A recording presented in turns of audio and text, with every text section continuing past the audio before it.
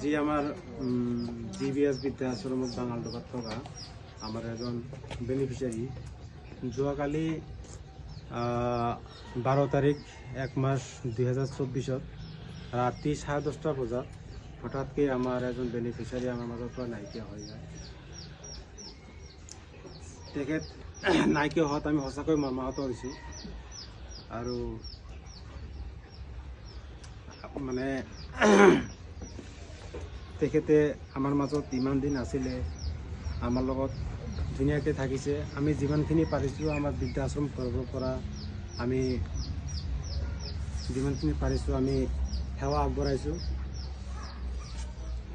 আৰু আমাৰ মাজত সুদীৰ্ঘ 2টা বছৰ আমাৰ জিবিএছ বৃদ্ধাশ্ৰমতে থাকিল। তো অসমবাসী ৰাইজৰ ওচৰত মোৰ এটাই অনুৰোধ, যাতে সি স্বৰ্গত পায়। আমি তাৰে আমাৰ জিবিএছ বৃদ্ধাশ্ৰমৰ তৰফৰ পৰা আমি কোকৰাঝাৰ জিলাৰ অন্তৰ্ভুক্ত বয়সস্থ কেন্দ্ৰত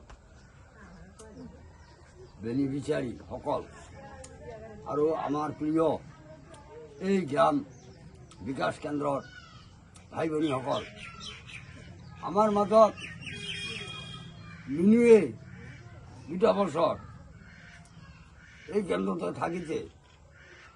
তেওঁ বা তাই আমাৰ কেন্দ্ৰৰ লগত অপ্ৰত্যক্ষভাৱে জড়িত থাকি বহু কাম কাজের মাজেদি কামের পরিচ্ছন্নতা, কামের গুণগত অবস্থা আমার লগত মিলাই চলিছিল।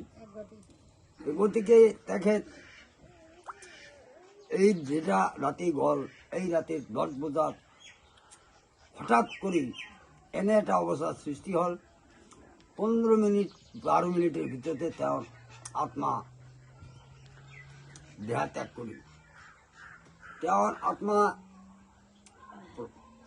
পক্ষে আমি ঈশ্বরের ওচৰত আমাৰ বিকাশ কেন্দ্ৰত সকলো ভাই ভনী আৰু কৰ্মকৰ্তা আৰু কৰ্মচাৰীবৃন্দই সকলোৱে মিলি ঈশ্বৰৰ ওচৰত আৰু আমাৰ ৰাজ্যৰ ওচৰত বা দেশবাসীৰ ওচৰত আমি প্ৰাৰ্থনা জনাওঁ, আমাৰ এই মৃত্যু হোৱা আত্মাৰ